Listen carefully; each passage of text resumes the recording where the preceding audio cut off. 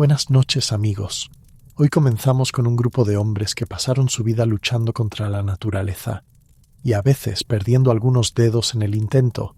Los hombres de la montaña, aquellos cazadores salvajes, medio hombres y medio leyenda, que vivieron en el corazón helado de América del Norte, mucho antes de que existiera la calefacción central o las decisiones sensatas.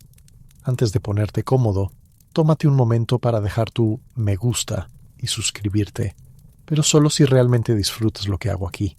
Y cuéntame en los comentarios desde dónde me escuchas y qué hora es allá. Siempre me fascina ver quién nos acompaña desde cada rincón del mundo. Los hombres de la montaña no eran héroes, eran simplemente el tipo de personas que veían el borde del mapa y pensaban, vamos a ver qué hay más allá, aunque probablemente sea una mala idea. La mayoría eran agricultores fracasados, veteranos inquietos o hombres que habían agotado la paciencia de todos a su alrededor. La civilización les resultaba demasiado ruidosa, demasiado estructurada, demasiado juzgadora, así que empacaron sus malas decisiones y caminaron directamente hacia el invierno. A comienzos del siglo XIX se dirigieron hacia el oeste, atraídos por el comercio de pieles y la promesa de riquezas, aunque en realidad riqueza significaba no morir de hambre mientras perseguías castores por la nieve hasta la cintura. Su descripción de trabajo era sencilla.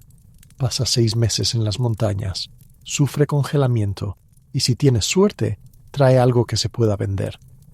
La expectativa de vida era más corta que un mal fuego de campamento. No había hoteles, ni termos, ni reportes meteorológicos. Solo un hombre, su rifle y una creciente sospecha de que había cometido un error monumental. Cuando el viento aullaba entre los árboles por la noche, no sonaba poético. Sonaba como si el universo se riera de ti.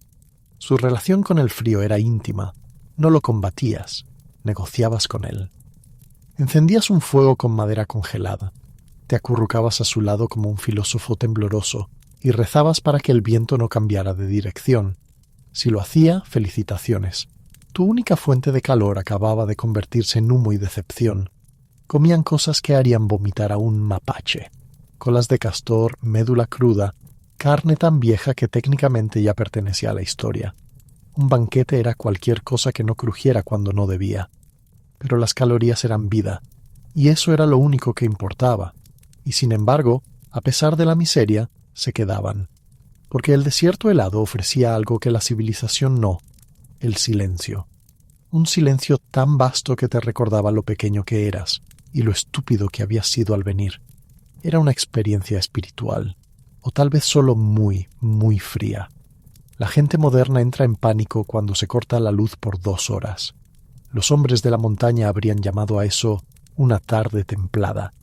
No estaban cómodos, ni seguros, ni limpios, pero estaban vivos, y en sus mentes entumecidas por el frío, eso era ganar. No estaban hechos de otro material, solo estaban hechos de hielo. En las montañas, el silencio no era paz, era una advertencia. Los hombres de la montaña lo aprendieron pronto. No solo escuchabas el frío, lo montabas, lo respirabas. El vapor que salía de tu boca te decía cuán cerca estaba la muerte ese día.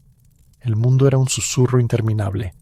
Nieve, viento y el sonido de tu estómago arrepintiéndose del desayuno. Lo llamaban el silencio blanco. No porque fuera hermoso, sino porque era absoluto. Podías gritar dentro de él, y tu eco moría más rápido que una fogata en medio de una ventisca.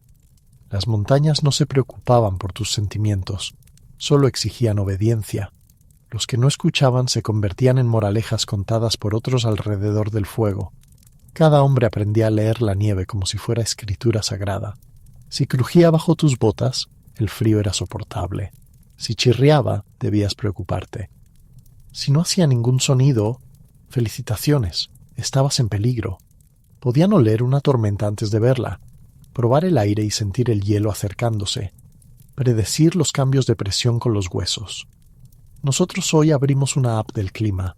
Ellos eran la app.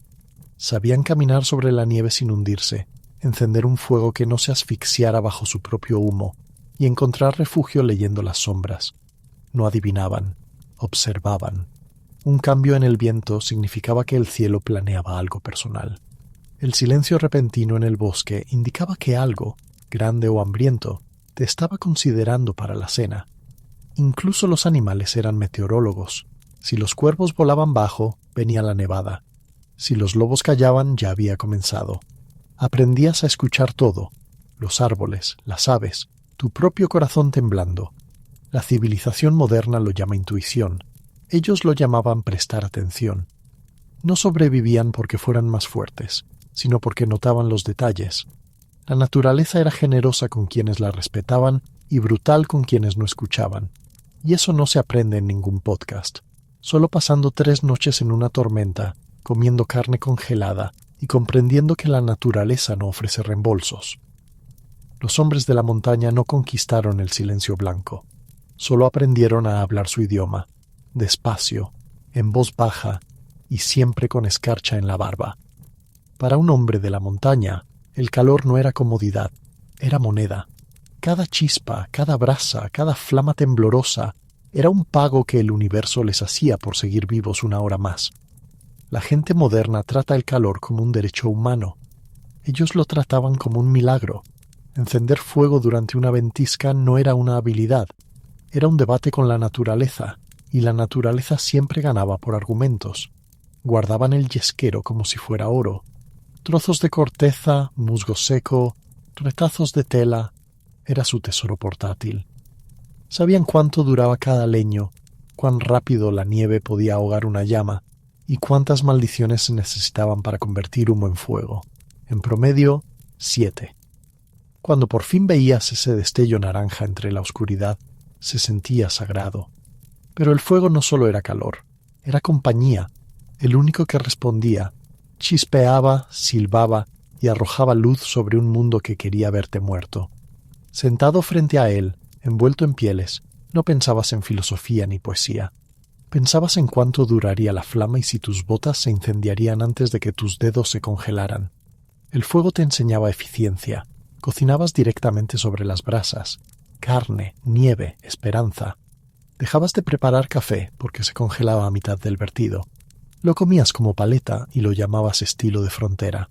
El calor era efímero, frágil y siempre ganado 2 veces, una con sudor, otra con humo. Si bajabas la guardia, el viento se lo llevaba.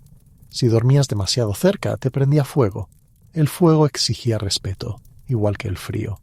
Cuando la noche se estiraba demasiado y el aire ya no era aire sino cuchillas, no rogaban por calor. Lo construían. No esperaban comodidad. Fabricaban supervivencia.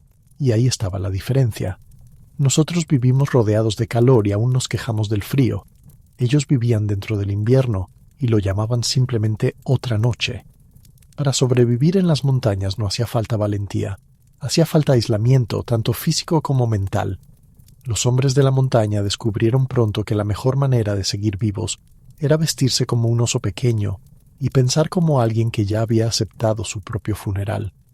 Las capas no eran moda, eran negociación. Primero, una camisa de lana o de arrepentimiento. Después, un chaleco. Luego, un abrigo grueso. Y por último, una piel tan densa que podía considerarse legalmente otra persona. Al final del invierno, parecían muebles que habían aprendido a caminar. Lavar esas capas era impensable. El jabón se congelaba, el agua se congelaba, incluso el concepto de limpieza se congelaba. El olor era una entidad viva, una mezcla de sudor, humo, grasa animal y malas decisiones. Podías rastrear a un hombre de la montaña antes de verlo. Los lobos lo hacían, y por lo general se iban en la otra dirección. Sus abrigos eran pesados, sus sombreros ridículos, sus botas siempre húmedas. Cada prenda contaba una historia, casi siempre de fracaso. Esa costura torcida, una caída. Ese parche quemado, un fuego mal calculado. Su guardarropa no hablaba de estilo, sino de sobrevivir una conversación más con el clima. Pero las capas no solo eran tela, eran armadura contra la locura. Cuando llevas semanas sin oír una voz humana, conversando solo con tu eco, un poco de peso sobre los hombros te recordaba que aún existías. El olor, la aspereza, la incomodidad constante, eran los hilos que los mantenían atados a la realidad, por miserable que fuera. Nosotros hablamos de moda invernal. Ellos hablaban de no morir. No vestían chaquetas de marca. vestían lo que el hambre no se había comido todavía. Los más elegantes podían llevar flecos y mocasines, pero bajo los adornos eran todos iguales. Filósofos sucios y congelados, murmurando sobre leña y destino. Y cuando por fin llegaba la primavera, se quitaban las capas como corteza vieja, revelando al ser humano pálido y desnutrido que quedaba debajo, parpadeando al sol y preguntándose por qué había dejado una cama caliente. Y sin embargo, cuando el siguiente invierno llegaba, lo hacían todo otra vez. Porque sobrevivir no era cómodo, era adictivo. Comer, para un hombre de la montaña, no era placer, era termodinámica. Las calorías no eran nutrición, eran combustible. Si ardía, servía. Si no, morías de forma poéticamente trágica. El menú era simple, todo lo que no te matara primero. Hervido, asado o en días malos medio crudo. Cola de castor, un manjar. Lengua de alce, un lujo. El resto del animal, combustible con pelo. Si tenía grasa, era oro. Si no, era lección. En las semanas buenas había estofado de conejo. En las malas, el mismo conejo, rehecho. El charqui era el plato principal, el postre y la esperanza. Tan duro que rompía dientes, pero no importaba, porque la odontología era simple. No te mueras de infección.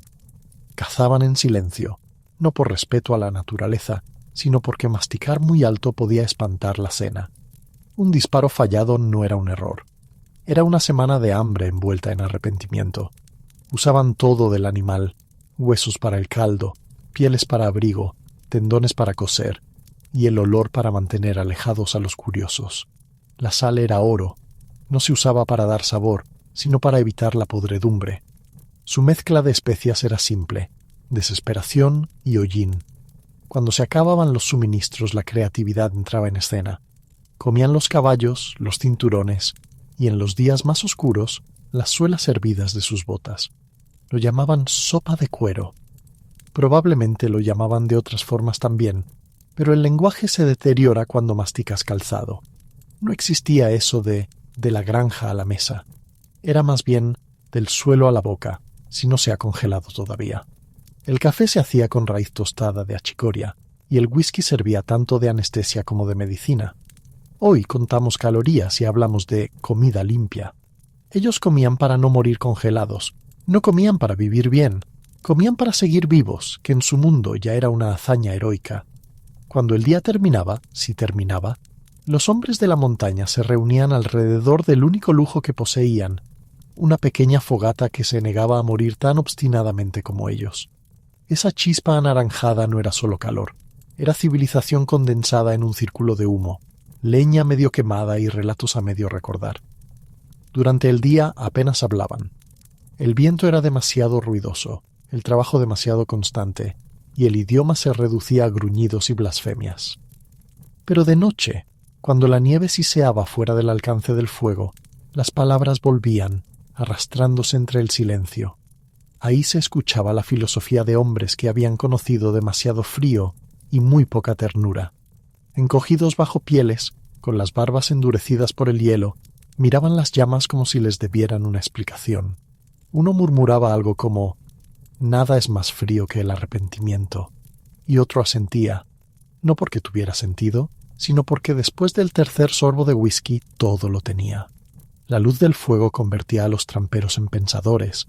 Cada chispa era un sermón, cada crepitar un recordatorio de que el calor era temporal. Hablaban de las cosas que importaban, las mujeres, el whisky, el clima, y cómo las tres podían matarte si las subestimabas. A veces, el silencio tomaba el control, no el educado, el que se mete bajo las costillas y te recuerda cuán solo estás realmente. El fuego se convertía en compañero, testigo, confesor. No juzgaba, no interrumpía. Solo moría exactamente cuando más lo necesitabas. Cada uno tenía su propio ritual. Algunos removían las brasas con obsesión, como si mantenerlas vivas probara que ellos también lo estaban. Otros permanecían inmóviles, hipnotizados, como si observaran el último pedazo de calor del mundo, porque en cierto modo así era. Allí afuera, la filosofía no era teoría, era resistencia. No debatías el sentido de la vida, debatías si todavía te funcionaban los dedos. La iluminación espiritual era un par de calcetines secos y un estómago lleno. El fuego no resolvía sus problemas, solo recordaba que aún los tenían. Pero en ese pequeño círculo de luz temblorosa, el universo cobraba sentido durante unos minutos ahumados, y eso bastaba. Dormir para ellos no era descanso, era una tregua temporal con la muerte. No se iban a dormir, solo dejaban de moverse, esperando que nada grande, hambriento o helado decidiera interrumpirlos. Dormían en cuevas, bajo árboles, o enterrados en la nieve como roedores gigantes. Si tenías una manta de piel, eras afortunado. Si tenías dos, compartías espacio con pulgas veteranas. No existían las almohadas, ni las tiendas, ni la palabra comodidad. Esa era para la gente que podía permitirse el lujo de estar caliente sin merecerlo. El fuego era su compañero de cuarto, y uno poco fiable. A veces se apagaba antes de tiempo, otras ardía demasiado y te prendía los pantalones. Dormir era un acto de cálculo. Debías despertar antes de que se derritieran tus botas, pero después de que la escarcha decorara tus pestañas. El aire nocturno no susurraba, mordía. Se colaba por las costuras de tus pieles, entraba en tus huesos y se instalaba allí como inquilino. El monte no quería matarte, solo quería ver qué tan cerca podía llegar. El sueño venía a pedazos. 20 minutos, maldición, fuego, ajuste de pieles, repetir. Soñar era peligroso. Si soñabas demasiado, despertabas congelado. A veces la desesperación se volvía creatividad. Una pila de nieve se convertía en colchón, una silla de montar en almohada, un caballo medio vivo en cama caliente por unas horas. El olor era espantoso, pero la estética se abandona tras perder el tercer dedo por congelamiento. Al amanecer, despertar nunca era seguro. No mirabas la hora, comprobabas tu pulso. Si aún podías sentir tu nariz, era un buen día. Si no, bueno, había menos cara que afeitar. No dormían porque estuvieran cansados. Dormían porque ya no quedaba nada más por hacer. La noche no era para soñar. Era para sobrevivir en silencio, latido a latido, hasta que el sol decidiera intentarlo otra vez. En las montañas, tus herramientas decidían si ibas a vivir, morir o simplemente desear no haber nacido. No había espacio para el metal débil ni para los hombres más débiles. Cada trampero llevaba consigo algo parecido a una ferretería portátil y una relación complicada con la cordura. Un rifle, un cuchillo, un hacha y más trampas de las que un terapeuta consideraría saludables. Sus armas fallaban en el frío, sus cuchillos se mellaban con huesos congelados, y las trampas destrozaban todo menos lo que debían atrapar.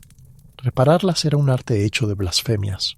No existían tiendas, ni pedidos por correo, ni herreros amistosos en medio del bosque. Solo cuero, tendones, corteza y esperanza. Un hacha no era una herramienta, era una religión. Con ella cortaban madera, construían refugio, fabricaban trampas y a veces expresaban opiniones con fuerza excesiva. El pedernal y el acero eran reliquias sagradas. Perderlos significaba descubrir cuánto puede vivir un hombre a base de carne cruda y arrepentimiento. Sus mochilas estaban unidas con sogas duras, cueros resecos y cordones que olían a animal muerto. Podías reconocer a un veterano por el estado de su equipo. Todo parcheado, doblado o medio chamuscado. Si funcionaba, era bueno. Si no, lo llamaban innovación experimental. Pero su herramienta más importante no se llevaba en la mano. Se llevaba en la cabeza. Tolerancia al dolor, al hambre, al absurdo. Un hombre de la montaña podía perder un dedo, quemarse la mano y aún terminar de despellejar un alce. Porque detenerse significaba pensar, y pensar llevaba al pánico. Nosotros nos desesperamos cuando se apaga el teléfono. Ellos lo hacían cuando se les acababan las balas y algo con garras se acercaba al trote. No se quejaban, no filosofaban, solo arreglaban, adaptaban o aceptaban que la naturaleza iba ganando otra vez. Todo lo que poseían era prestado. El metal se oxidaba, el cuero se pudría, el fuego se apagaba. Solo la paciencia resistía. Sus herramientas podían romperse, pero su aguante nunca, y eso es algo que ninguna fábrica ha logrado reproducir. Parte 9. El cuerpo. Aprende. El alma. Tarda. En las montañas el cuerpo era el único maestro, y no creía en las lecciones suaves, no entrenabas para el frío. Lo sufrías hasta que tu sangre aprendía el temario. Cada día era un experimento biológico conducido por alguien que abandonó la escuela en Ai. Los recién llegados combatían el clima. Saltaban, maldecían, se abrigaban hasta parecer momias, esperando que el tiempo se disculpara. Los veteranos sabían la verdad. El cuerpo se adapta más rápido que la mente. Mientras el cerebro gritaba, «Esto es una locura», la carne se convertía lentamente en otra criatura, una que podía dormir sobre hielo y llamarlo refrescante. Después de unos inviernos, la piel se endurecía más que el cuero que llevaban puesto. Los nervios se apagaban. El dolor se volvía ruido de fondo. Dejabas de mirar si sangrabas porque la respuesta siempre era sí. Los dedos se transformaban en herramientas, los pies en pezuñas. Ya no eras un hombre, eras un mamífero semidomesticado con problemas de bebida. No hablaban de resiliencia mental. Eso implicaba tener sentimientos, y la mayoría de los suyos se habían congelado hacía años. Simplemente seguían caminando. El cuerpo aprendía por castigo, a respirar despacio para que los pulmones no te mordieran, a caminar sin gastar energía, a dormir sin realmente descansar. El frío cambiaba todo, tu metabolismo, tu cordura, tu definición de estar bien. Un cazador experimentado podía permanecer horas inmóvil, observando una trampa, convertido en una estatua de hielo y resignación. No temblaba, no pestañeaba. Había alcanzado una especie de iluminación por hipotermia. El frío los tallaba hasta volverlos irreconocibles. Los débiles se volvían fuertes o dejaban de pertenecer a cualquier categoría. La fuerza no era una cualidad, era una consecuencia. No decidían ser duros, simplemente no habían tenido tiempo de morirse. Nosotros lo llamamos determinación. Ellos lo llamaban martes. Sus cuerpos aprendían antes de que sus mentes lo comprendieran, a vivir con el dolor, a soportar el aburrimiento, a continuar cuando la comodidad era solo un rumor. Y cuando la mente por fin entendía lo que estaba pasando, la lección ya estaba completa. El cuerpo había pasado el examen, el alma solo lo calificaba tarde. El dolor, para los hombres de la montaña, no era un síntoma, era parte del pronóstico. Aparecía cada mañana como la escarcha o las malas noticias. No te preguntabas si dolería, solo qué tipo de dolor te tocaría hoy. Todo en la naturaleza tenía dientes, garras o filos, incluyendo tus propias botas. El frío abría grietas en la piel. El viento te despellejaba la cara. Y cada músculo protestaba como si intentara formar un sindicato. Pero el dolor no era algo que se evitaba. Era simplemente ruido de fondo, como el viento, la soledad o los lobos discutiendo sobre tus restos. Las heridas se infectaban, los dedos se ennegrecían, las articulaciones se hinchaban y se curaban a la antigua, con whisky y negación. Si no te mataba, estabas bien. Si lo hacía, al menos ya no tenías que madrugar. No había médicos, ni vendas, ni compasión. Cauterizabas, escupías, seguías. Porque la nieve no se conmovía con tus malas semanas. Los huesos doloridos eran medallas. La congelación, un saludo entre colegas. Mostraban sus dedos negros con orgullo, trofeos de haber sobrevivido a otra lección del invierno. El único músculo más blando que el cuerpo era la mente, y el frío también la endurecía. El dolor simplificaba la existencia, eliminaba el lujo, la distracción, la introspección. Cuando todo duele, dejas de preguntarte por el sentido de la vida. El sentido está en seguir respirando. No se quejaban. ¿Para qué? Nadie escuchaba. Y aunque alguien lo hiciera, ¿qué ibas a decir? Hace frío. Por supuesto que sí. Ese era el punto. El dolor era prueba de vida. El entumecimiento era derrota. Hoy llamamos agotamiento a un leve cansancio de oficina. Un hombre de la montaña lo llamaba martes sin dedos. Nos quejamos del dolor de espalda por una silla de oficina. Ellos dormían sobre tierra congelada y lo llamaban ajuste quiropráctico natural. Vivían en una guerra constante entre el dolor y la apatía, demasiado fríos para sentir, demasiado tercos para detenerse. El dolor no era castigo, era recordatorio. Seguías aquí, seguías respirando, seguías irritando al invierno por negarte a morir en silencio. En un mundo que nunca pidió perdón, los hombres de la montaña aprendieron la verdad más antigua. El dolor no es el enemigo, es lo único sincero que el frío te regala. La soledad era su compañera de cuarto, ruidosa, impredecible y siempre presente cuando menos la querías. Durante meses, el único latido que oías era el tuyo, y a veces hasta eso sonaba cansado. Allá afuera, conversar era opcional, principalmente porque ya no quedaba nadie vivo con quien hablar. Sus mejores amigos eran el caballo, el perro y el rifle. Y no necesariamente en ese orden. El caballo cargaba sus cosas y lo juzgaba en silencio. El perro compartía el fuego y, a veces, la cena.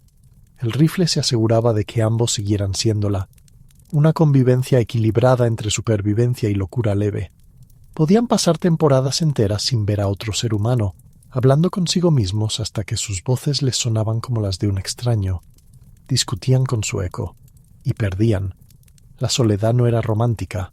Era otro tipo de hambre. Empezabas a ponerle nombre a todo. Las trampas, las botas, el fuego. Porque tarde o temprano algo tenía que contestarte. Algunos se quebraban. El silencio era demasiado grande, demasiado blanco. Empezaban a oír voces en el viento, o juraban ver figuras moviéndose más allá de la luz del fuego. Quizás las había, o quizás eso es lo que pasa cuando tu vida social se reduce a lobos y fantasmas. Los animales eran la compañía más fiel. El vapor del aliento de un caballo en la oscuridad era, a veces, el único signo de vida. Los perros eran cazadores, guardianes, estufas y terapeutas en un solo cuerpo. Perder a un perro era cavar dos tumbas, una para él, otra para tu cordura. La naturaleza no tenía piedad con la soledad, pero la convertía en una escucha diferente. Aprendías a leer los árboles, a entender el tono del viento, a distinguir en cada sonido una oración. El bosque hablaba en susurros, y si no aprendías su idioma, no durabas mucho. En el este, la gente medía el éxito en riqueza. En las montañas, se medía en compañía, un fuego que seguía encendido, un caballo que no se escapaba y un perro que aún movía la cola cuando le decías algo estúpido. Cuando el ser humano más cercano estaba a 100 millas, hasta un rebuzno sonaba como buena conversación. En las montañas, el fuego no era un lujo, era civilización, cordura y seguro contra volverte leyenda demasiado pronto. Cada chispa era un pequeño milagro, y cada hombre que lograba encender una se sentía Dios, por lo menos durante los 5 minutos que duraba antes de apagarse.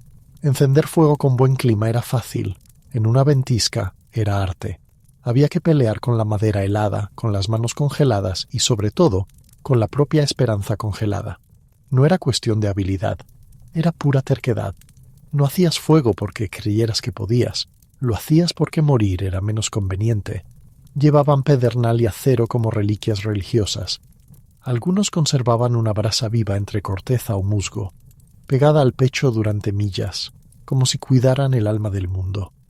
Perderla significaba una noche de arrepentimiento y una cremación autoinducida. La madera mojada era un insulto personal de la naturaleza. La maldecías, la raspabas, le soplabas hasta que tus pulmones se rendían antes que la llama, y cuando finalmente aparecía ese destello anaranjado, era sagrado. No metafóricamente, sagrado. Nadie se movía, nadie hablaba. Todos miraban esa pequeña llama como si fuera un amigo que acababa de volver de entre los muertos. El fuego no solo daba calor, daba compañía, confianza y un recordatorio psicológico de que el universo no te había olvidado aún. Pero el fuego tenía carácter. Demasiado pequeño y se reía de ti. Demasiado grande y trataba de matarte. Aprendías a leer las llamas como si fueran estados de ánimo. El siseo significaba humedad, el chasquido éxito y el fu repentino que acababas de quemar tus únicos guantes.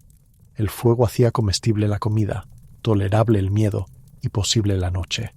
Era un maestro también. Si te relajabas, moría. Si te descuidabas, te castigaba. El fuego no perdonaba, solo ardía.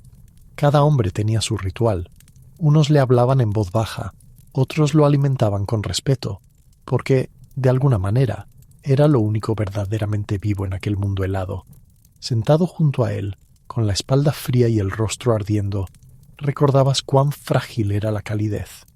La civilización empezó con el fuego. Allá, en las montañas, también terminaba con él. Los hombres de la montaña no tenían termostatos, tenían supervivencia, y entre ese entonces y nuestro ahora intercambiamos una por la otra. Olvidamos que el calor alguna vez fue un esfuerzo, que vivir significaba luchar contra algo más que la rutina. Ellos no temían la incomodidad, negociaban con ella. El frío les enseñó paciencia, humildad y a construir resiliencia una equivocación helada a la vez. Nosotros la reemplazamos con mantas eléctricas y frases motivacionales sobre salir de tu zona de confort, dichas por supuesto desde el sofá. Ellos sabían que el frío no era enemigo, era maestro, y sus exámenes eran letales, pero la lección permanecía. La naturaleza no acepta excusas. Podían predecir una tormenta por el olor, mientras hoy necesitamos una app para encontrar la puerta de casa. No se desesperaban cuando las cosas salían mal. Las cosas siempre salían mal. Solo se arreglaban o se congelaban. No lo llamaban resiliencia, lo llamaban miércoles. Y no se quejaban porque nadie los escuchaba. Tal vez por eso lograron tanto. Hemos confundido la comodidad con la capacidad. Construimos un mundo donde sobrevivir depende del wifi, de las entregas a domicilio y del enojo en redes. Ellos dependían de la fricción, la grasa y el fuego. Trabajaban por cada comida, cada grado de calor, cada respiro que no se congelaba dentro de los pulmones. El frío los despojó de todo, hasta dejar solo una verdad. Nunca controlas la naturaleza, solo te permite pensar que sí. No romantizaban la dureza, no la llamaban vida simple. No era simple, era brutal, era solitaria, era real. Y lo que olvidamos es que la comodidad no construye fuerza, la reemplaza. Ellos sabían que el frío era el estado natural de la vida. Todo lo cálido, seguro o fácil era temporal, un privilegio. Y cuando el fuego se apagaba y la escarcha regresaba por las rendijas, no maldecían el invierno. Solo se acomodaban mejor bajo la manta y murmuraban: «Tiene sentido». Eso no era desesperanza, era sabiduría. A mediados del siglo XIX, la era de los hombres de la montaña comenzó a derretirse como la nieve bajo el primer sol de primavera. El comercio de pieles colapsó, las rutas se llenaron de colonos y el ruido de los trenes reemplazó el susurro del viento. La civilización avanzaba hacia el oeste con telégrafos, railroads y demasiadas personas que creían que la congelación era solo un mito. El desierto helado que había sido su mundo se fue encogiendo, igual que ellos. No murieron de golpe, se fueron desvaneciendo, uno a uno, como brasas que se apagan en la nieve. Algunos se convirtieron en guías de caravanas, murmurando advertencias que nadie escuchaba. Otros abrieron pequeños puestos de comercio, pasando sus últimos inviernos vendiendo café caro a turistas que llamaban aventura, a lo que para ellos había sido una guerra diaria. Y unos pocos, los más testarudos, simplemente se internaron de nuevo en las montañas y no regresaron jamás. El silencio los recibió como a viejos amigos. El mundo siguió su curso. El calor se volvió fácil, la comodidad se hizo costumbre, y sobrevivir se transformó en algo que hacíamos por accidente. Las mismas montañas que una vez probaron el temple de los hombres, ahora albergan cabañas con chimeneas automáticas. Las personas que se sientan frente a ese fuego no saben que están mirando los fantasmas de un mundo más duro, un mundo que exigía que ganaras cada grado de calor, cada aliento, cada amanecer. Los hombres de la montaña comprendieron algo que la modernidad aún no ha entendido del todo. El frío no es cruel, es honesto, no finge, no promete, no hace excepciones, no le importa quién eres, ni qué crees, ni cuántas capas puedes pagar. Solo hace una pregunta: ¿puedes adaptarte? Y ellos respondieron de la única manera que sabían, viviendo lo suficiente para convertirse en mito y muriendo lo bastante lejos para ser olvidados. Sus huesos se mezclaron con la tierra, sus nombres se desvanecieron en los mapas, convertidos en ríos, valles, pasos de montaña. Su legado se apagó como la última chispa de una hoguera sin nadie para cuidarla. Pero las lecciones siguieron ahí, enterradas bajo cada nevada, susurradas en cada ráfaga de viento que sacude una puerta de cabaña. El frío aún habla el mismo idioma, solo que nosotros dejamos de escucharlo, porque en el fondo de ese silencio helado, los hombres de la montaña dejaron una verdad simple, dura y eterna. El calor es temporal, el frío es para siempre, y entre ambos, en esa frágil llama que separa la vida del olvido, aún arde lo que nos hace humanos. Entra en una cocina medieval y lo primero que te golpea no es el aroma de la comida, es el humo. Se enrolla y se retuerce como una criatura viva que se eleva del enorme hogar abierto que domina la estancia. Esto no es tu moderna estufa con su llama dócil y regulable. No, aquí el fuego es un monstruo, lo bastante grande como para asar un jabalí entero, calentar un caldero del tamaño de una bañera y ahumar a media familia antes del desayuno. Y sin embargo, en medio de ese caos, el humo era el latido del hogar. Desde la choza del campesino hasta el salón del señor feudal, cocinar no era solo una tarea doméstica, era ritual, química y una pizca de hechicería. El hogar era el lugar donde la supervivencia se encontraba con la superstición. Las amas de casa removían el potaje con una mano mientras se persignaban con la otra, murmurando que la olla debía girar en sentido horario, o el diablo arruinaría la comida. Una buena cocinera era media maga. Debía sacar vida de ingredientes que a menudo parecían un desafío a la salud pública. El pan se alargaba con serrín, la cerveza era tan espesa que se masticaba, y la carne, cuando podían permitírsela, debía ahumarse o salar para mantener alejados a los gusanos. No existían los tenedores, solo dedos, cuchillos y alguna que otra cuchara para sopas y guisos. Compartir un cuenco significaba compartir gérmenes, y comer limpio quería decir limpiarse las manos con el pedazo de pan o el delantal más cercano. Y aún así, en medio de tanta rudeza, había arte. Las especias, canela, pimienta, azafrán, eran tesoros traídos a través de desiertos y montañas por comerciantes que arriesgaban su cuello por el sabor. Espolvorear pimienta importada sobre el estofado era como presumir de un Rolex medieval. El fuego también marcaba la jerarquía. En los castillos, ejércitos de cocineros trabajaban sobre múltiples llamas, girando asadores, hirviendo salsas y horneando pasteles dignos de un ejército. En las cabañas campesinas, el fuego era más pequeño, pero igual de sagrado, esa única llama que mantenía a la familia viva y caliente durante el invierno. Cada brasa contaba. En la cocina medieval, el fuego no era solo una herramienta, era vida misma. Cocinaba la cena, iluminaba la noche y ponía a prueba los pulmones de todos los que se atrevían a respirar cerca. Toda comida en la Europa medieval empezaba con una verdad sencilla. Lo que comías hablaba de quién eras. El cuenco del campesino y el plato del noble contaban historias opuestas, ambas sazonadas con clase, clima y suerte. Para los campesinos los ingredientes venían de la tierra, a veces a regañadientes. Cebada, centeno y avena eran los pilares, hervidos en potajes tan espesos que la cuchara se mantenía de pie por sí sola. Si no era gris, no estaba listo. Los huertos ofrecían puerros, cebollas y repollo, y las hierbas, perejil, salvia, tomillo, daban un poco de sabor a una dieta monótona. La carne era rara, un lujo reservado para bodas, fiestas, o cuando una gallina dejaba de poner huevos. Para la mayoría, el sabor más familiar no era el del buey asado, sino el del arenque salado. Los ricos, en cambio, hacían de la cocina un teatro. Cada comida era un espectáculo. Cisnes asados enteros y vueltos a vestir con sus plumas, pavos reales cubiertos de pan de oro, banquetes diseñados para impresionar más que alimentar. Comer era una demostración de poder.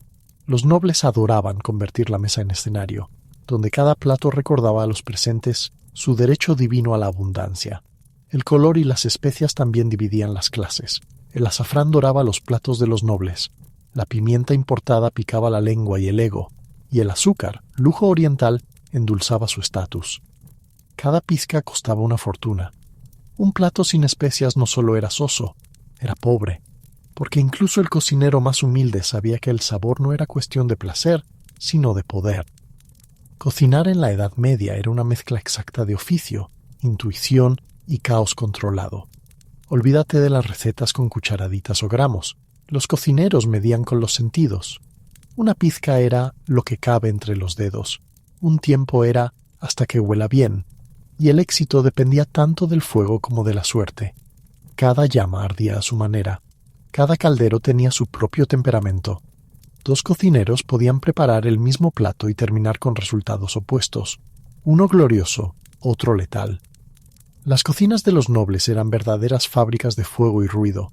Espeteros, niños o jóvenes desafortunados, giraban los asadores durante horas frente a brasas infernales, mientras otros restregaban ollas ennegrecidas, amasaban pan como si lucharan con demonios, y los maestros cocineros gritaban órdenes como generales antes de una batalla. El aire estaba saturado de humo, grasa chispeante y sudor. Los perros rondaban por los rincones esperando sobras, y entre todo ese bullicio surgía la alquimia. Los cocineros creían en la teoría de los humores. Todo plato debía equilibrar lo caliente y lo frío, lo seco y lo húmedo. Si el pescado era frío, se añadía jengibre o vino para devolverle el equilibrio al cuerpo. Comer no era solo cuestión de gusto, sino de armonía entre el alma y la salud, pero el desastre siempre acechaba. Demasiada sal podía arruinar un festín. Un fuego caprichoso podía ennegrecer un jabalí entero. Un pollo mal cocido podía mandar a toda una familia noble directo a las letrinas. No había termómetros, no había segundas oportunidades, y un solo error podía costar el trabajo o algo peor. La furia de un señor hambriento. Aún así, cuando todo salía bien, la cocina medieval podía rozar lo sublime. Empanadas rellenas de codornices y almendras, salsas espesas de vino y pan, pasteles con higos y miel, todo hecho a mano, a fuego y a fe. Era sucio, agotador y peligroso, pero también profundamente creativo. En aquellas cocinas, el caos era un ingrediente más, y la verdadera maestría consistía en dominarlo el tiempo suficiente para servir algo digno del cuerpo y del espíritu. Para comprender de verdad la cocina medieval, hay que mirar su doble rostro, la abundancia de los banquetes y la miseria del hambre. En un extremo, las mesas de los reyes y señores se curvaban bajo el peso de los festines. Jabalíes asados, tartas de almendra, copas rebosantes de vino especiado. En el otro, los campesinos rascaban ollas con gachas aguadas, rogando que la cosecha del año siguiente no los traicionara. Los banquetes no eran solo comidas, eran actos públicos de poder. Cada plato proclamaba rango, riqueza y favor divino. El pavo real dorado no se servía por sabor, era duro y fibroso, sino por espectáculo. Se le volvían a colocar las plumas y se bañaba en oro. El mensaje era claro: podemos permitirnos lo imposible. Mientras los invitados se maravillaban, los sirvientes comían las sobras detrás de la puerta, si tenían suerte. Incluso en los banquetes existía una jerarquía invisible. Los de arriba comían cerca del salero, símbolo literal de importancia. Estar por encima de la sal significaba tener valor. Por debajo, ser prescindible. Los campesinos, en cambio, comían juntos alrededor de una olla. Sus comidas eran simples pero comunales. Un potaje de cebada con nabos, quizás un trozo de tocino si la suerte sonreía, y aun así, hasta la pobreza tenía ritual. Partir mal el pan traía mala suerte. Derramar sal era pecado. Comer sin rezar era invitar a la desgracia o a la indigestión, porque la comida, ya fuera en un castillo o en una choza, no era solo sustento, era fe, familia y supervivencia. Si la cocina medieval tenía un alma, vivía en sus salsas. No eran simples acompañamientos, sino conjuros culinarios destinados a convertir lo vulgar en divino. Un ganso asado sin salsa era una oportunidad desperdiciada. Un pescado sin ella, casi una ofensa. Las salsas equilibraban los humores del cuerpo, disimulaban carnes duras y mostraban refinamiento. Una de las más queridas era la galantina, una mezcla espesa de pan rallado, caldo, vinagre y especias, a menudo teñida con sangre o azafrán para darle color y misterio. En los banquetes más ricos, la leche de almendras era el ingrediente secreto. Hecha de almendras molidas y agua, se usaba para sopas, guisos y postres. No era una moda vegana moderna, sino pura ingeniosidad medieval, especialmente útil durante los días en que la Iglesia prohibía la leche animal. La fe y el sabor convivían. Cuando el calendario dictaba abstinencia, la imaginación suplía el deseo. El pescado podía moldearse para parecer carne, y los dulces imitar aves asadas o lechones dorados. La miel lo endulzaba todo: panes, vinos, carnes. Era el oro líquido del medievo, y su dulzura impregnaba cada rincón del paladar europeo. La cocina medieval amaba los contrastes. Ninguna salsa estaba completa sin equilibrio entre dulce y agrio, caliente y frío, seco y húmedo. Era la alquimia de los sabores, la metáfora comestible de los 4 humores que dominaban cuerpo y alma. Los postres, cuando aparecían, eran teatros comestibles, gelatinas con forma de castillos, tartas rellenas de dátiles y higos, y subtletis, esculturas de azúcar o mazapán, representaban dragones, caballeros o escenas bíblicas. A veces, al cortar una tarta, escapaban pájaros vivos, para el asombro y posible horror de los comensales. En las cocinas humildes, el ingenio suplía la falta de oro. El vinagre o el verjuice, zumo agrio de uvas verdes, daban brillo a los guisos grasientos. Las hierbas del huerto, menta, hisopo, romero, añadían fragancia y frescor al humo eterno del hogar. Cada mortero, cada cucharón, era un pequeño filósofo de piedra, mezclando ciencia, fe y esperanza. Porque en aquel mundo cocinar no era solo alimentar, era transformar lo simple en sagrado.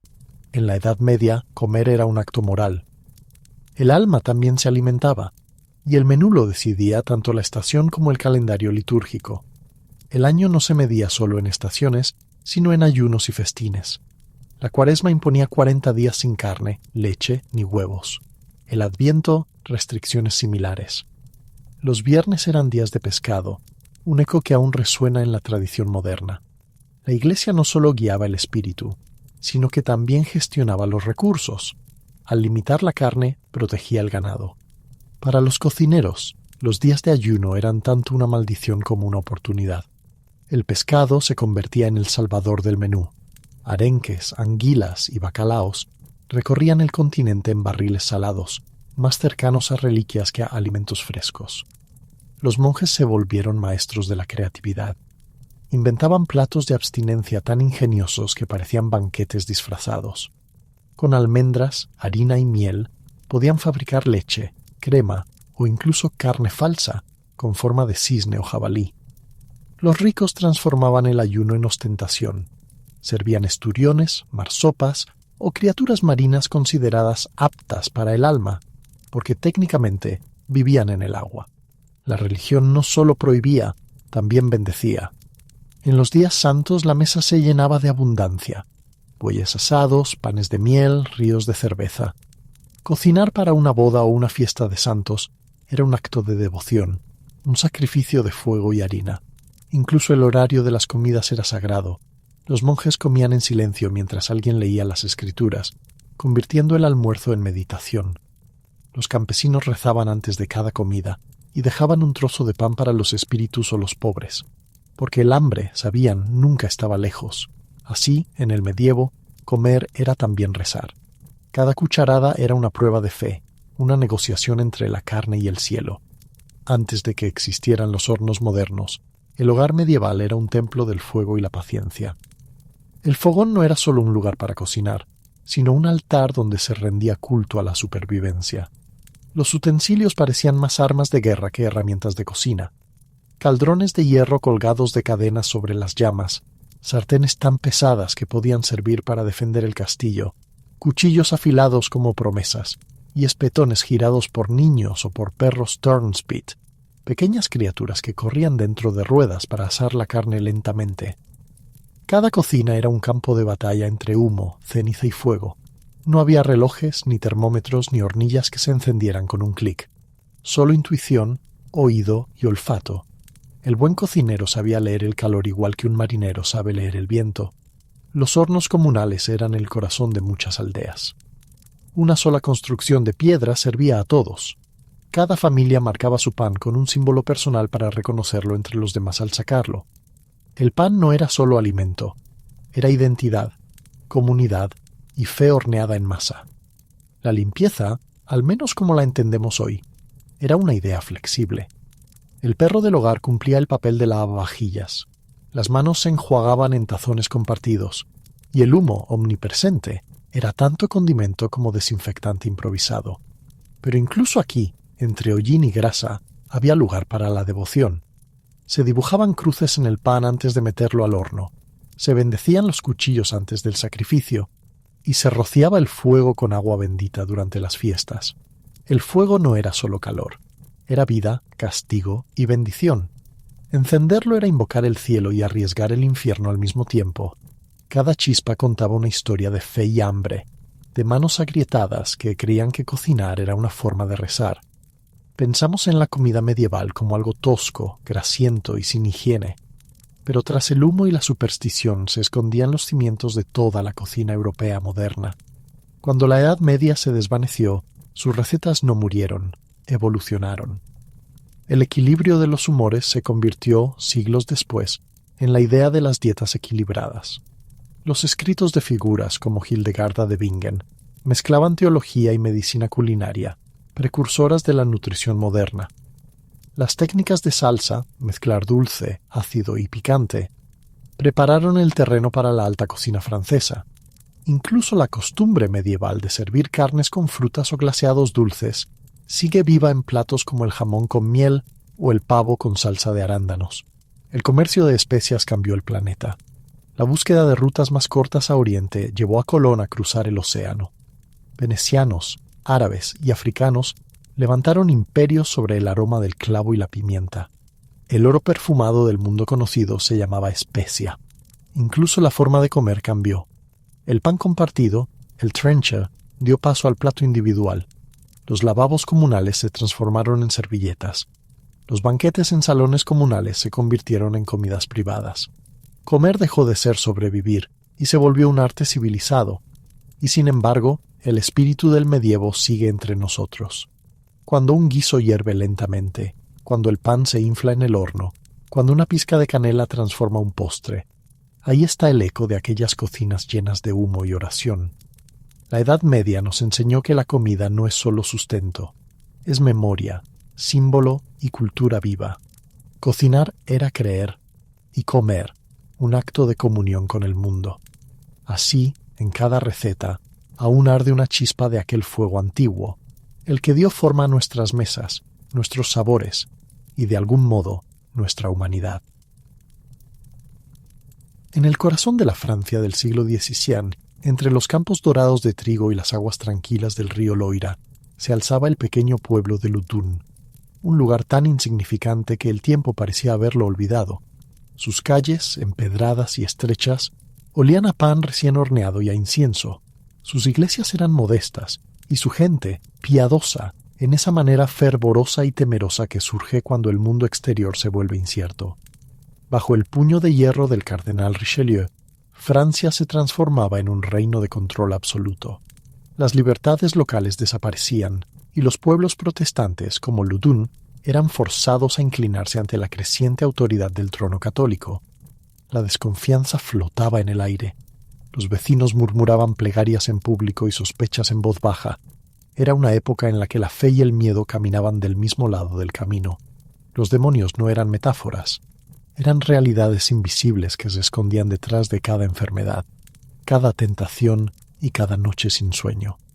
Los sacerdotes predicaban sobre el fuego eterno, las mujeres susurraban sobre brujas, y los médicos cargaban más crucifijos que remedios. El aire de Loudun era espeso, mezcla de incienso, cotilleos y paranoia, el caldo perfecto para una tragedia. En medio de aquella calma frágil, se alzaba el convento de las Ursulinas, una fortaleza de piedra gris donde jóvenes de familias nobles eran enviadas a buscar la santidad o a ocultar el escándalo. Tras sus muros, la vida era rígida y repetitiva. Oraciones antes del amanecer, silencio al caer el sol y ningún contacto con hombres, salvo en la confesión. El convento debía ser un refugio, pero pronto se convertiría en el escenario de uno de los episodios más inquietantes de histeria colectiva en la historia de Europa. Loudun estaba acostumbrado a los rumores. Una gallina perdida podía convertirse en un cuento de brujería antes de la noche. Pero ni siquiera los más supersticiosos estaban preparados para lo que se avecinaba. Primero fueron los gritos dentro del convento, luego los rumores de monjas que se retorcían en el suelo, hablando con voces que no eran las suyas, y finalmente los susurros de que un sacerdote local había hecho un pacto con el diablo. En el centro de la tormenta estaba el padre Urbain Grandier. Era todo lo que un sacerdote del siglo XVII no debía ser: guapo, carismático, culto y peligrosamente encantador. Sus sermones atraían multitudes, no tanto por devoción, sino por el placer de verlo predicar con la elegancia de un actor y la seguridad de un noble. Su inteligencia iba acompañada de orgullo. Se burlaba de la jerarquía eclesiástica, desafiaba a las autoridades locales y se negaba a someterse a las políticas de Richelieu. Loudun, todavía con raíces protestantes, encontraba en él un defensor de su independencia. Pero su arrogancia le ganaba enemigos, y su carisma, admiradoras. Los rumores lo seguían como el humo del incienso, mujeres que pasaban demasiado tiempo en el confesionario, viudas que buscaban consuelo en su palabra y tal vez en sus brazos. Algunos afirmaban que había engendrado hijos en secreto. Sus detractores esperaban, con paciencia e impaciencia, la oportunidad de destruirlo. Esa oportunidad llegó cuando las Ursulinas llegaron a la ciudad. El convento necesitaba un confesor, y Grandier era el candidato evidente, pero cuando rechazó el cargo, alegando otras obligaciones sin saberlo, firmó su sentencia. La decisión ofendió a la priora, Sor Jeanne des Anges, una mujer de fe intensa y mente inquieta. Poco después, comenzó a decir que el sacerdote aparecía en sus sueños, susurrándole tentaciones y caricias prohibidas, mitad ángel, mitad demonio. Sus confesiones se propagaron por el convento como fuego en paja seca. Otras monjas empezaron a tener visiones también, figuras oscuras en las esquinas, manos invisibles que las tocaban, y un rostro que aparecía entre la penumbra, el del padre Grandier. Un hombre se había convertido en espectro, un convento en escenario, y Loudun en un polvorín. Todo comenzó con un murmullo, algunas noches sin dormir, suspiros temerosos, oraciones susurradas. Pero pronto el silencio fue reemplazado por gritos que helaban la sangre. Una tras otra, las monjas de las Ursulinas caían presas de espasmos, se retorcían en el suelo del coro, gritaban obscenidades en latín, una lengua que muchas jamás habían aprendido, y afirmaban ser tocadas por manos invisibles en la oscuridad. Algunas se desmayaban entre convulsiones, otras lanzaban al aire los nombres de demonios imposibles: Leviatán, Behemoth, Astarte. El nombre de Grandier aparecía siempre, como un eco entre plegarias y blasfemias. La priora, Jeanne des Anges, se convirtió en el centro de la tormenta. Sus trances eran tan espectaculares como inquietantes. Hablaba con voces múltiples, lloraba, reía, maldecía y luego rezaba. Aseguraba que el espíritu del sacerdote la visitaba por las noches, envuelto en una luz ardiente, con palabras tan dulces como sacrílegas. Pronto, el convento se transformó en un teatro del horror. Los pasillos resonaban con alaridos, el olor a incienso se mezclaba con el de cuerpos agotados, y los exorcistas acudían en masa. Venían sacerdotes, médicos, curiosos, nobles. Todos querían ver cómo el infierno se manifestaba en un lugar sagrado. Los exorcismos, al principio discretos, se volvieron espectáculos públicos. Los sacerdotes gritaban órdenes al diablo: «¡Sal de este cuerpo, espíritu inmundo!». Las monjas respondían con chillidos, retorciéndose hasta quedar suspendidas en el aire por unos segundos, según juraban los testigos. El convento se llenó de espectadores.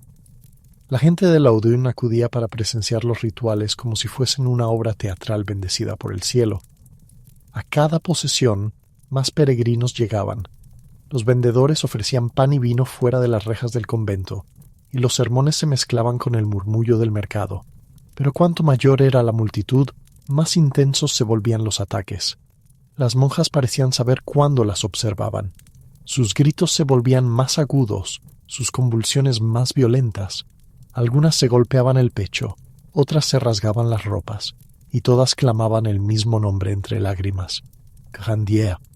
Para los sacerdotes, la explicación era obvia. Satanás había elegido Loudun como su campo de batalla. Para los políticos, era una oportunidad perfecta. Grandier, rebelde y desafiante, se había convertido en el enemigo ideal. El demonio necesitaba rostro, y el rostro sería el suyo. En 1633, Loudun se había convertido en un circo de exorcismos y fanatismo. El convento rugía día y noche con cánticos, sollozos y cadenas. Los sacerdotes celebraban rituales en público. El pueblo aplaudía cada espasmo como si asistiera a una obra divina. Sor Jeanne, ahora célebre, se retorcía en el altar y gritaba visiones cada vez más elaboradas. Decía ver ángeles luchando contra demonios y aseguraba que Grandier la poseía desde lejos con un solo pensamiento. Los exorcistas Lacan y Tranquille dirigían los ritos como directores de teatro, alzando crucifijos, rociando agua bendita y gritando preguntas al vacío. ¿Quién te envía? Urbain Grandier, respondían las voces femeninas entre gemidos. El nombre resonaba por toda Francia. Llegaban informes a Richelieu, el cardenal más poderoso del reino, y cuando sus agentes leyeron que el sacerdote rebelde era acusado directamente por el infierno, comprendieron la utilidad del milagro. En una época donde la fe y la política eran una sola moneda, la condena celestial servía tanto como la ley humana. Así, Richelieu encontró la excusa perfecta para eliminar a un opositor. El caso dejó de ser un asunto religioso, pasó a ser una cuestión de Estado. En 1634, Urbain Grandier fue arrestado. Encadenado, fue arrastrado por las calles de Loudun, mientras el pueblo gritaba «¡Brujo! ¡Hereje!». Algunos que antes lo admiraban se arrodillaron ahora para maldecirlo. En los tribunales, su destino ya estaba sellado. No había pruebas, pero sí espectáculo. Los inquisidores presentaron un contrato escrito con sangre, supuestamente firmado por Grandier y los demonios, Lucifer, Belcebú, Asmodeo. Los nombres parecían sacados de un grimorio de feria, pero el documento fue recibido con solemnidad. Cuando el sacerdote rió ante la acusación, el gesto fue interpretado como arrogancia satánica. El humor se volvió crimen. La inteligencia, evidencia de pacto infernal, fue torturado durante días, sus piernas aplastadas entre maderas mientras los inquisidores gritaban «Confiesa y serás salvado». Él respondió con voz temblorosa «Solo soy culpable de haber ofendido a hombres poderosos». Pero la razón no tenía cabida en Loudun. El veredicto ya estaba escrito. El 18 de agosto de 1634, Loudun amaneció distinto. Desde temprano el aire olía a humo, a hierro y a multitud. Los soldados habían cerrado la plaza principal. Los comerciantes ofrecían pan, vino y rosarios.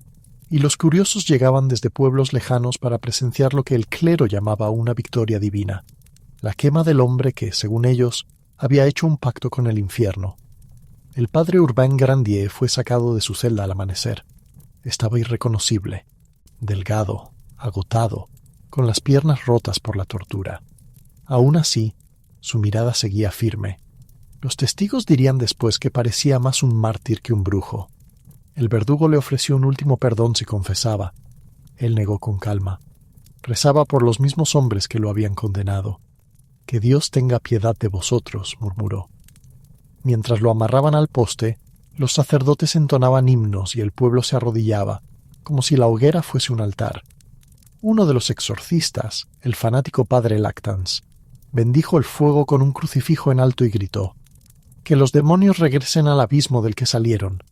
Las llamas subieron rápido, lamieron la sotana del sacerdote y la convirtieron en cenizas. Algunos aseguraron haber visto una paloma blanca escapar entre el humo. Otros juraron que la nube de ceniza formó una sonrisa burlona. Nadie supo qué creer. Cuando el fuego se extinguió, el polvo de Grandier fue esparcido al viento. El clero declaró a Loudun purificada. Pero en lugar de alivio, la ciudad sintió un silencio espeso, como si algo sagrado se hubiera roto. Los exorcismos continuaron, y las monjas seguían gritando el nombre del sacerdote que ya no existía. Sin su enemigo, la histeria perdió sentido, pero no desapareció. La fe, una vez alimentada por el miedo, no sabía cómo volver a ser calma. La priora Jeanne des Anges se convirtió en celebridad. El Vaticano la elogió como ejemplo de pureza redimida, y la Iglesia la presentó como la mujer que había vencido al diablo. Viajaba por toda Francia contando su historia. Describía sus tormentos con dramatismo, sus visiones con poesía y su liberación con lágrimas ensayadas. En cada ciudad, las multitudes la recibían como santa, pero cuando el aplauso se apagaba y el silencio de la noche la envolvía, Jean soñaba con Grandier. Lo veía en llamas, mirándola sin odio, solo con tristeza. Despertaba temblando, rezando y llorando, sin saber si su fe la salvaba o la condenaba. Con el tiempo el fervor se transformó en culto. Las monjas escribían sobre los milagros de su priora, los fieles acudían a verla, y los nobles la invitaban a sus palacios como si su sola presencia los protegiera. Ella, siempre coja por los espasmos que decía haber sufrido, mostraba su debilidad como prueba de santidad. «Mis heridas son el precio de la victoria divina», decía. mientras sus ojos se perdían en un punto invisible. Sin embargo, en sus escritos más íntimos, Jean confesaba su tormento. Decía sentir la presencia del sacerdote, no como demonio, sino como hombre. Lo recordaba con una mezcla de culpa y deseo, de fe y arrepentimiento. El espectáculo que había comenzado como un acto de exorcismo se había transformado en una farsa sostenida por el poder y la conveniencia. La Iglesia necesitaba santos, y ella se dejó convertir en uno. Cuando las brasas de la hoguera se enfriaron, Loudoun creyó que al fin hallaría paz. Pero la paz no vino. Solo quedó un silencio pesado, ese tipo de silencio que se instala después del grito, cuando todos han dicho demasiado y nadie sabe cómo reparar lo roto. El convento siguió siendo un lugar de gemidos y plegarias interrumpidas. Las monjas, supuestamente liberadas de los demonios, continuaban cayendo en trances durante la misa, balbuceando frases incomprensibles, repitiendo nombres prohibidos. El fuego había consumido al hombre, pero no las sombras que lo habían condenado. Fuera del convento, Loudoun empezó a marchitarse. Los comerciantes ya no querían negociar con un pueblo maldito. Los peregrinos dejaron de venir. Las calles se vaciaron y el eco de los exorcismos se convirtió en el único sonido que sobrevivía entre los muros húmedos. El nombre de la ciudad se volvió sinónimo de locura y pecado. En toda Francia se murmuraba: «Cuidado con Loudoun, donde las monjas bailan con el diablo».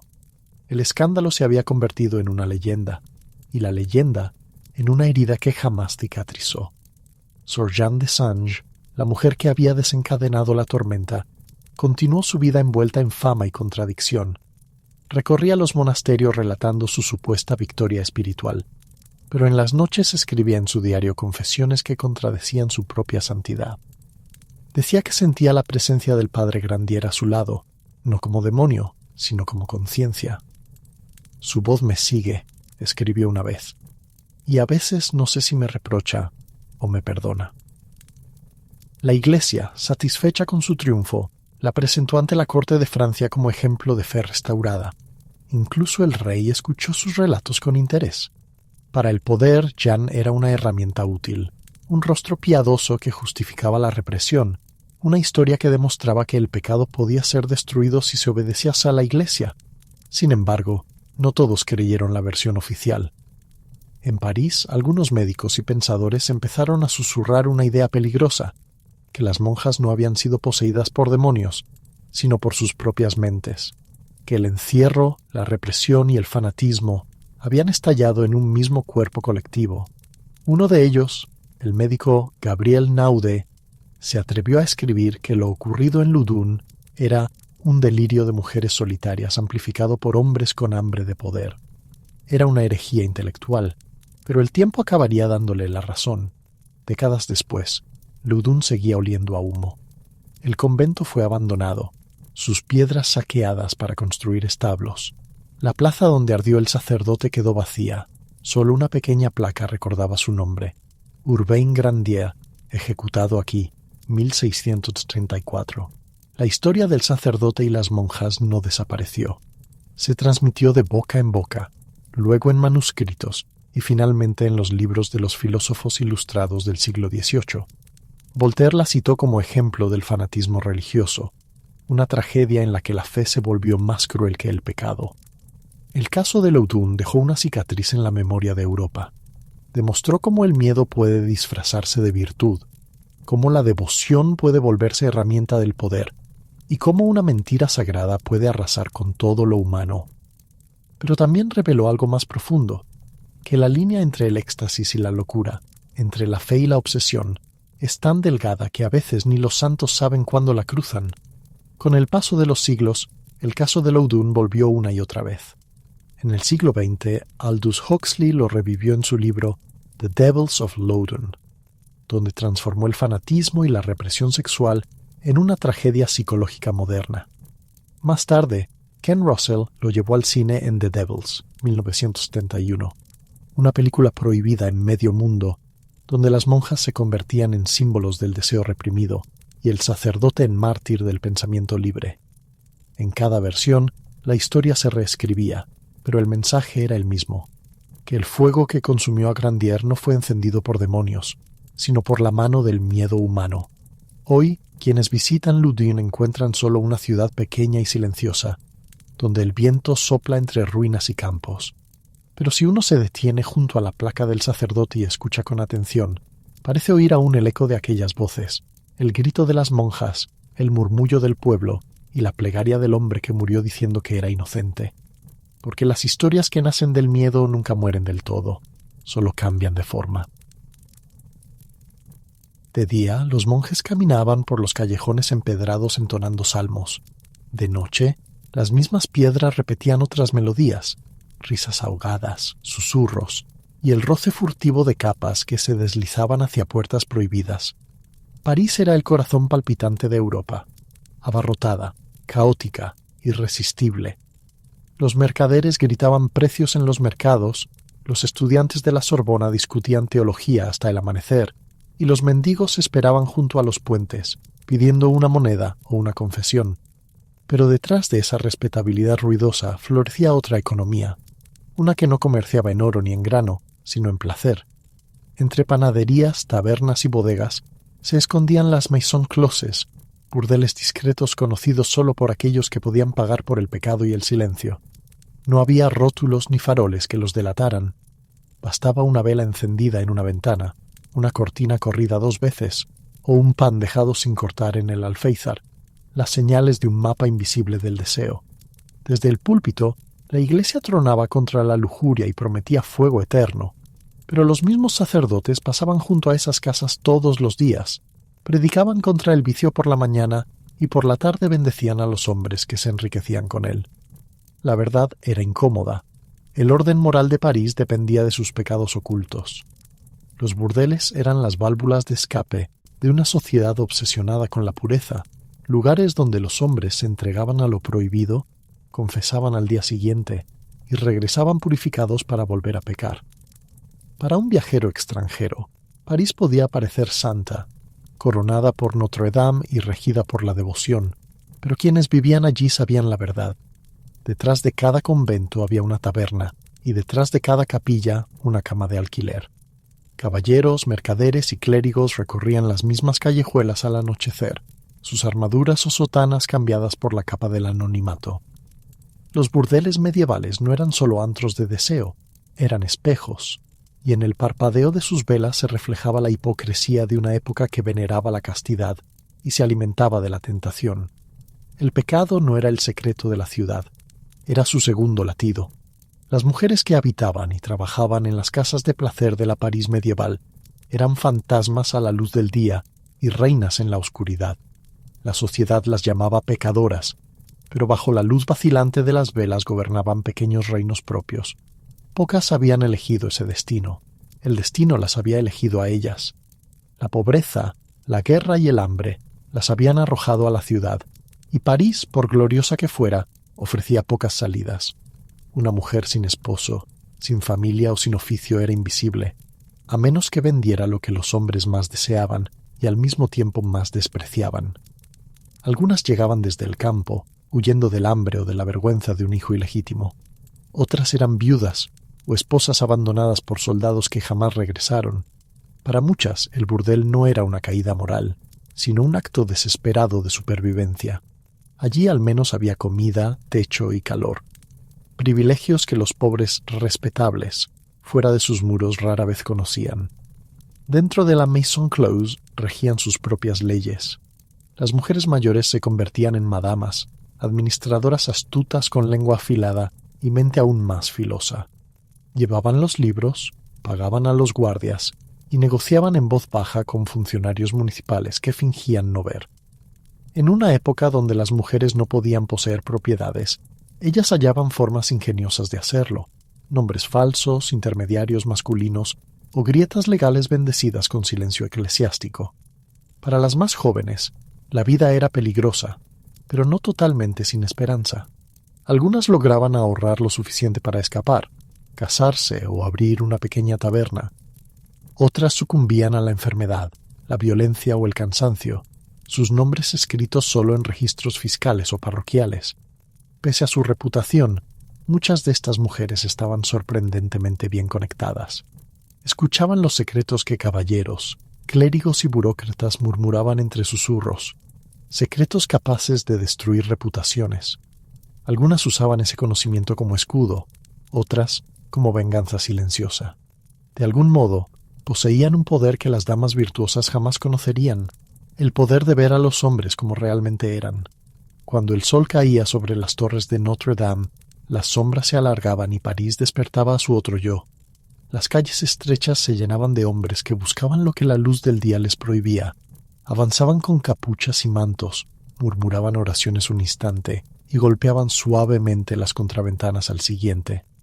Los clientes de los burdeles parisinos formaban un retrato completo de la sociedad medieval, una procesión de pecadores unidos por el mismo deseo.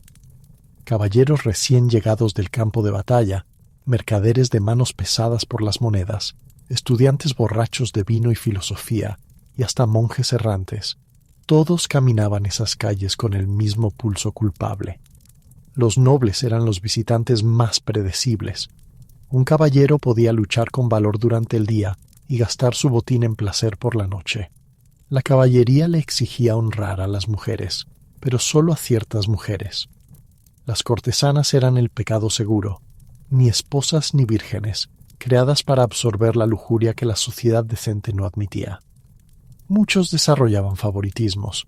Tenían casas preferidas donde su oro compraba discreción y donde las sonrisas eran parte del contrato tácito. Algunos incluso confiaban en aquellas mujeres más que en sus escuderos, susurrando entre besos secretos de corte y rumores de campañas militares. Los mercaderes eran otra clientela habitual. Después de pasar el día contando monedas en los mercados de Les Halles o negociando en los muelles del Sena, buscaban el alivio de una copa y una sonrisa. Los burdeles cerca del río prosperaban. Allí el vino corría como el agua y los tratos comerciales se sellaban con abrazos y carcajadas.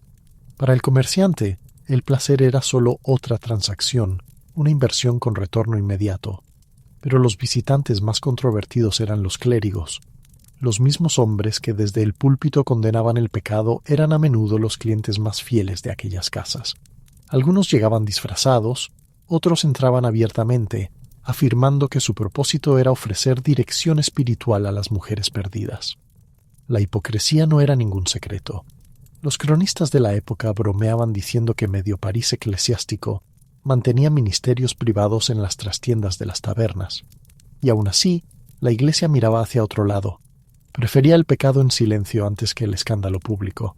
El burdel era, en cierto modo, un gran igualador social. Un noble y un mendigo podían compartir la misma copa o la misma cama, dejando sus títulos, hábitos o culpas en la puerta. Cuando el amanecer teñía las piedras de gris, ambos desaparecían en la niebla del Sena, como si la noche nunca hubiera existido.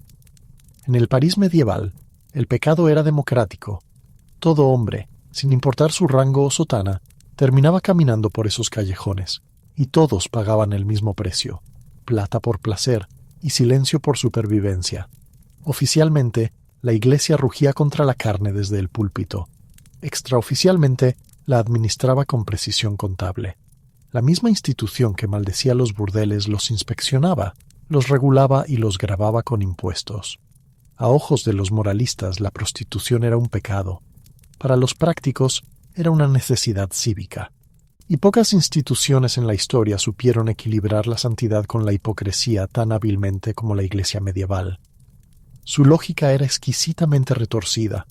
Los teólogos argumentaban que los burdeles eran un mal menor, una forma de evitar males mayores como el adulterio, la violación o la sodomía. Más vale que el fuego arda en un rincón controlado, decían, que incendie la ciudad entera. Así, el comercio del pecado se transformó en una especie de plomería moral, un sistema para desviar la lujuria de las mujeres respetables hacia las desechables. Los burdeles no estaban bendecidos, pero sí tolerados, administrados y, sobre todo, grabados. Los registros del siglo XIII y XIV muestran que el clero parisino cobraba rentas a las casas de placer, a menudo mediante intermediarios, para mantener una apariencia de inocencia. Algunos conventos incluso poseían propiedades que luego arrendaban a madamas, mezclando en un mismo saco dinero santo y ganancias impuras. El obispado, por su parte, exigía que las mujeres se registraran y se sometieran a revisiones médicas, no por compasión, sino para mantener el orden público y evitar que las enfermedades llegaran a los clientes adinerados. La Santa Sede condenaba ocasionalmente esta doble moral, pero solo cuando convenía políticamente. En 1254, el rey Luis IX, futuro santo, intentó prohibir los burdeles por completo, proclamando que eran una afrenta a la virtud cristiana. Al año siguiente, todos reabrieron, esta vez bajo nueva gestión. Funcionarios municipales en perfecta cooperación con los guardianes eclesiásticos. El rey podía portar un halo, pero los recaudadores sabían de dónde venía la verdadera salvación. La confesión era la otra mitad del juego. Un sacerdote escuchaba los pecados el domingo, y el lunes aceptaba donaciones del mismo burdel que los había provocado. La redención tenía precio, y se pagaba en monedas, no en arrepentimiento. La Iglesia se jactaba de custodiar las puertas del cielo, pero en la París medieval también alquilaba habitaciones en el camino al infierno.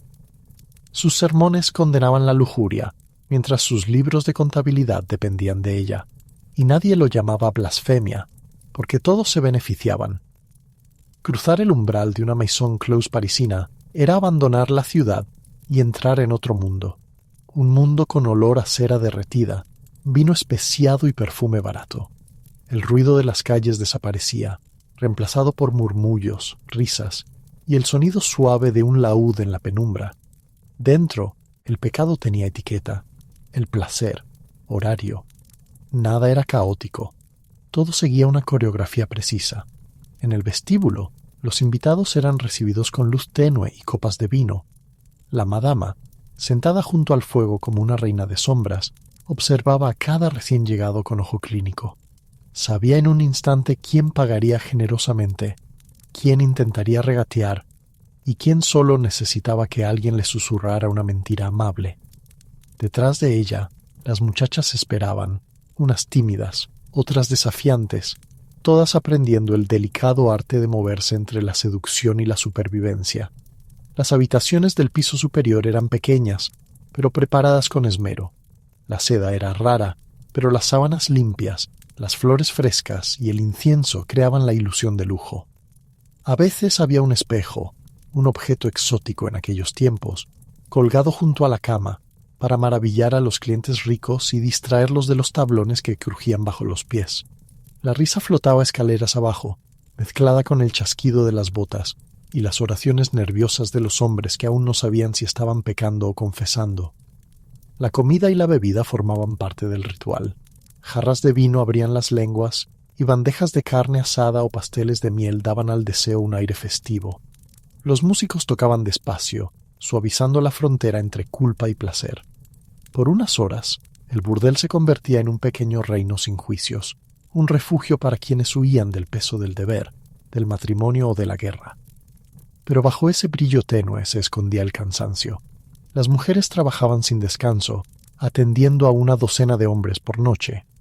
La enfermedad era una amenaza constante, al igual que los clientes violentos.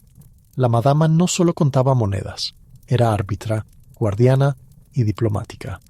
Debía mantener la paz, proteger a sus trabajadoras y sobornar a los guardias cuando el peligro se acercaba. A pesar de la dureza, aquellos lugares tenían su propio sentido de comunidad. Había risas, cumpleaños, incluso amistad. En una ciudad que fingía pureza, el burdel era, paradójicamente, el lugar más honesto. No había máscaras de santidad, solo deseo, cansancio y la certeza de que ambos podían coexistir en la misma habitación. El París medieval no dejaba nada al azar. Ni siquiera el pecado escapaba a la administración. Los burdeles funcionaban bajo un laberinto de ordenanzas municipales y permisos eclesiásticos que transformaban la contradicción moral en pura burocracia. La Iglesia los condenaba, la corona los autorizaba y el ayuntamiento los cobraba, a veces todo en la misma semana. Las reglas eran minuciosas. Las prostitutas no podían vivir cerca de las iglesias, ni vestir ciertos colores, ni mostrarse en público durante las fiestas religiosas. Debían llevar prendas rojas o a rayas, una marca de vergüenza que también servía de anuncio. No podían entrar al mercado hasta que las esposas decentes hubiesen terminado de comprar. Incluso su muerte estaba regulada. No se les permitía entierro en tierra sagrada sin una confesión final avalada por un sacerdote, y aún así, la ciudad llevaba un registro meticuloso de sus ganancias.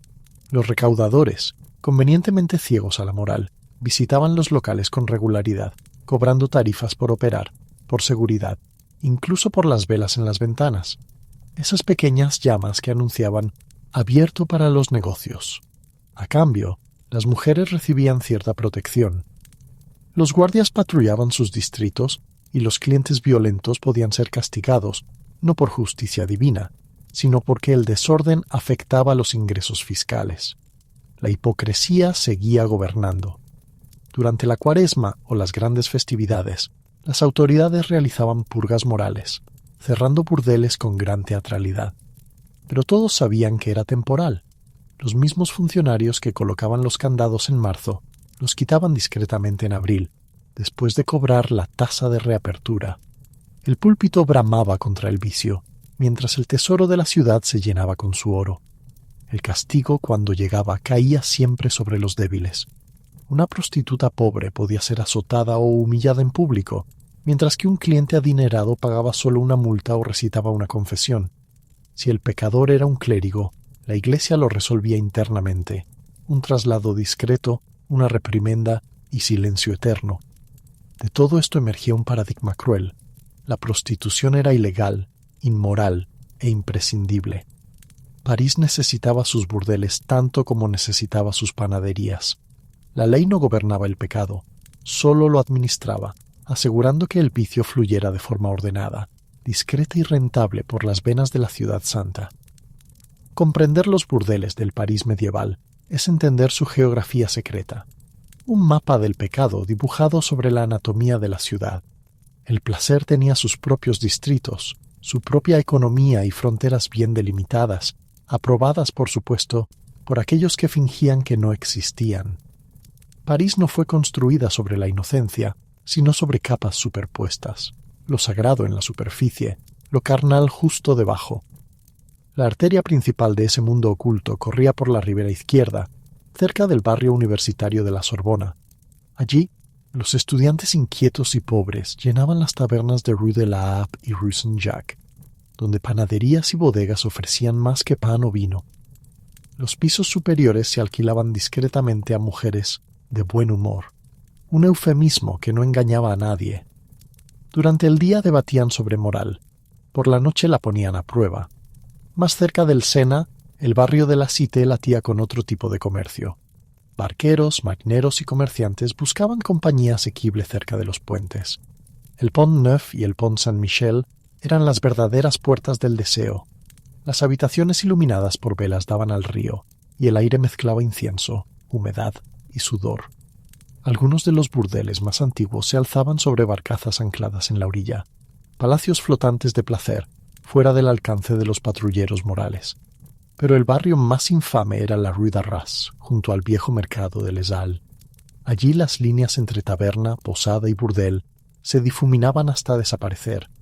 Las noches se llenaban de risas, dados y canciones embriagadas. La iglesia lo llamaba el huerto del diablo. La ciudad simplemente lo llamaba rentable. Cada zona tenía su propia clientela. La ribera izquierda atraía a estudiantes y clérigos, la orilla del río a mercaderes y viajeros, Les Halles a soldados y obreros. Era un ecosistema social del vicio, donde el oro determinaba la discreción. Los ricos encontraban lujo tras persianas cerradas. Los pobres se conformaban con un rincón oscuro o una sombra junto al muelle. Y curiosamente, el mapa del pecado reflejaba casi exactamente el mapa de lo sagrado. Por cada iglesia, una taberna. Por cada monasterio, una casa de placer. No era casualidad. Donde la iglesia construía para contener el deseo edificaba para desafiarla. Así, bajo las agujas de Notre Dame, París murmuraba su oración más sincera. Perdónanos, porque volveremos a pecar. En ningún lugar era tan evidente la hipocresía de la ciudad como en el confesionario. Los sacerdotes tronaban contra la carne, pero muchos de ellos eran sus más devotos feligreses. En la París medieval la tentación no era una excepción, era parte del oficio. Los jóvenes clérigos que estudiaban en la Sorbona vagaban por las calles al anochecer con las sotanas vueltas del revés, fingiendo ser simples estudiantes, buscando una lección más terrenal. Confesores que oían pecados los domingos regresaban el lunes a cometer los mismos, a veces en la misma habitación. Los cronistas registraron innumerables escándalos, pero los castigos fueron raros. La Iglesia, celosa de su imagen, prefería trasladar discretamente al culpable a otro monasterio antes que exponerlo al escarnio público. Algunos clérigos justificaban su conducta con una teología retorcida. Solo quien ha sentido la tentación puede absolverla. Otros decían practicar una misericordia preventiva. Mejor pecar con una mujer caída que corromper a una virgen. La lógica era absurda, pero mantenía llenos el púlpito, el burdel y el cepillo de las limosnas. Ciertos burdeles incluso especializaban su servicio para clientela eclesiástica. Situados cerca de iglesias y conventos, ofrecían discreción, vino selecto y mujeres más hábiles en la adulación que en la pasión. Las madamas sabían mantener nombres fuera de los registros y bocas cerradas. Un solo error podía destruir carreras y revelar la cómoda complicidad de la Iglesia. La frontera entre confesión y seducción se desdibujó. Algunas mujeres contaban que los sacerdotes les pedían recrear las tentaciones de la carne para poder resistirlas, un ensayo de virtud que terminaba inevitablemente en pecado. Otras relataban que debían rezar junto al cliente, una parodia íntima del perdón. El sagrado y el profano compartían la misma cama, y sin embargo la hipocresía tenía su función. Al controlar el vicio, la Iglesia lo poseía. Mejor administrar el infierno que dejarlo en manos del diablo. Así, la santa ciudad vivía su doble vida: oraciones al amanecer, indulgencia al anochecer. Los sacerdotes predicaban pureza, pero las calles ofrecían otro evangelio, escrito no en pergamino, sino en suspiros tras ventanas cerradas. A finales del siglo XV, el manto de indulgencia comenzó a desgarrarse. La peste negra, la guerra de los 100 años y los vientos de la reforma religiosa cambiaron para siempre el rostro del deseo en París. Donde antes la lujuria se toleraba como un mal necesario, ahora se veía como el reflejo del castigo divino. El pecado se convirtió en diagnóstico, y las mujeres del oficio pasaron de ser necesarias a ser temidas. Eran llamadas semillas del contagio, culpadas de propagar tanto enfermedades como corrupción espiritual. El miedo se extendió más rápido que cualquier peste. Predicadores clamaban que la carne era la puerta del infierno, y los reformadores exigían una purificación total. Las autoridades, ansiosas por demostrar virtud, organizaron redadas espectaculares. Los burdeles fueron saqueados, las madamas encarceladas y las mujeres marcadas, azotadas, exhibidas en las plazas para escarmiento público. El rey Carlos VI decretó el cierre de los barrios rojos, proclamando que París no servirá más a Dios y al diablo por igual. Pero el pecado no desaparece cuando se prohíbe, solo cambia de dirección. Los ricos continuaron en privado, tras puertas acolchadas y ventanas cerradas. Los pobres siguieron en callejones, entre sombras y hambre. El comercio carnal, antes regulado, se volvió más peligroso, más sucio, más mortal. La Iglesia, que durante siglos había lucrado con el vicio, ahora lo condenaba con furia teatral. Los sermones tronaban sobre las hijas caídas de Eva, y las mismas instituciones que las habían protegido por impuestos las borraron de sus registros. Algunas mujeres encontraron refugio en conventos, cambiando la piel por el hábito. Otras murieron sin nombre, enterradas fuera de los muros sagrados, sus historias devoradas por el silencio. Las madamas que sobrevivieron se reinventaron: taberneras, curanderas, vendedoras de hierbas. Su conocimiento del cuerpo y del deseo se transformó en sabiduría práctica. Y sin embargo, la memoria de aquellos lugares no desapareció. Bajo los adoquines del París moderno todavía yacen los cimientos de esas casas, sótanos donde alguna vez resonó la risa y donde las velas ardían en desafío al juicio. La Iglesia fingió olvidarlas, pero la ciudad no. Su eco sobrevivió en las palabras, en las canciones y en el alma misma de París. Los poetas del siglo siguiente las recordaron con nostalgia y miedo, los moralistas las citaron como advertencia, y los artistas las inmortalizaron en lienzos que mezclaban deseo y condena. La ciudad siguió respirando aquel pasado en secreto. Las callejuelas donde antaño las risas competían con los rezos se convirtieron en panaderías, talleres y posadas. Pero bajo cada piedra quedaba un susurro, una promesa, una culpa. En los siglos venideros, el comercio del placer regresó con otros nombres y nuevas máscaras. Ya no se llamaban Maison Close, sino salones de baile, casas de cortesanas, teatros privados. La hipocresía, como el vino, solo cambió de botella. La ciudad que había castigado el deseo volvió a venderlo, con más lujo y menos vergüenza. Los burdeles medievales, sin embargo, fueron su semilla original, el punto donde la religión, la política y el cuerpo se entrelazaron en un pacto de silencio y necesidad. París había aprendido que el pecado no puede ser destruido, solo gestionado, adornado o negado. Y así, entre iglesias y tabernas, entre cálices y copas de vino, la ciudad del amor nació de su propio conflicto, de su eterna lucha entre lo santo y lo carnal. A fin de cuentas, los burdeles medievales no fueron simples refugios del placer, sino espejos. Mostraron a una sociedad que hablaba de pureza mientras negociaba su propia contradicción. Y en ese reflejo, incómodo, fascinante, imposible de borrar, París se reconoció a sí misma. Sagrada y profana, mística y mundana, eterna.